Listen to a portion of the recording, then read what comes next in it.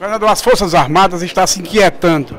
O Congresso vai ter que votar novamente um afastamento do presidente. Lhe preocupa esse quadro do país no momento, o país sangrando? Me preocupa, sinceramente, é o espaço que a própria imprensa dá a isso. Porque eu acho que algo desse tipo não é para ter espaço. Não cabe no Brasil mais do que a interrupção democrática que já houve. As Forças Armadas têm um papel fundamental, importantíssimo, mas o seu papel é aquele que a Constituição diz. Eu lamento muito quando o ministro da Defesa, quando um próprio presidente da República não se expressa publicamente contra declarações que estão fora do arco democrático. Porque isso é inadmissível. Agora, acho que não há nenhum clima, as Forças Armadas não têm absolutamente nenhum interesse nisso, porque a função de qualquer Força Armada não é governar. Aonde governa, a médio prazo dá errado, claro, porque cada um tem o seu papel.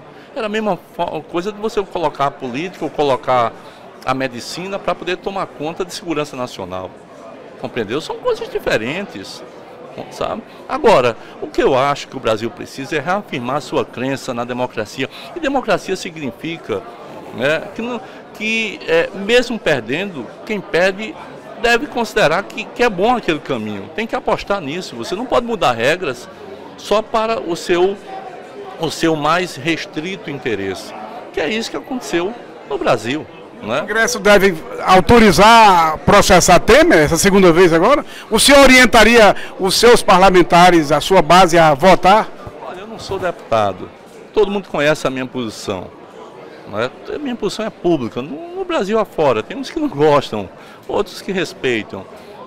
Eu acho que se você tem indícios, eu não conheço essa peça, mas se você tem indícios que o Ministério Público, que a Procuradoria-Geral da República levantou, me parece que o Congresso teria, o mesmo Congresso que derrubou um presidente sem ter um crime de responsabilidade, o que é um absurdo isso, esse mesmo Congresso tem que dar uma resposta à nação, não é a mim, quem sou eu, é a nação.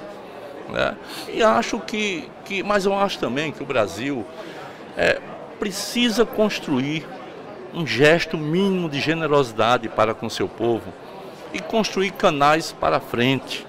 Não dá para você fazer qualquer coisa para se manter no poder ou então só olhar para trás. São dois gestos completamente errados. Nós temos que olhar para frente, porque enquanto a gente não olha para frente, a economia está nos derrotando. E está derrotando principalmente o povo brasileiro, porque tem muita manipulação de informações e tal, mas a economia não vai bem.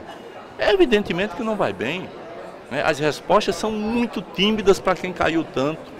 E é esse desafio que eu acho que a política, a necessária política, que ela não vai acabar. A política não pode ser substituída por carreiras.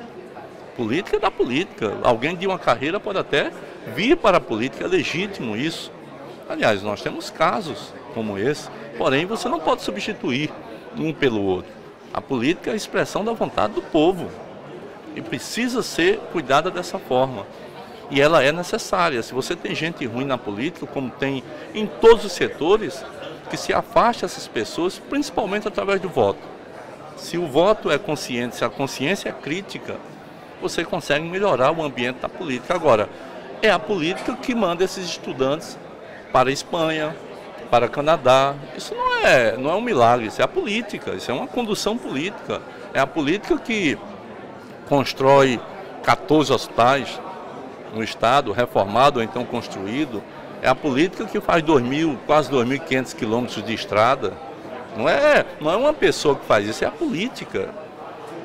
E essa política precisa ser analisada enquanto política e não simplesmente criminalizada. Eu acho que o maior crime do Brasil está exatamente na tentativa de alguns setores em criminalizar a política como um todo, pegando alguns exemplos e, ao mesmo tempo, fazendo com que outros exemplos que não se tem provas concretas sejam explorados, sejam colocados e sejam condenados antecipadamente.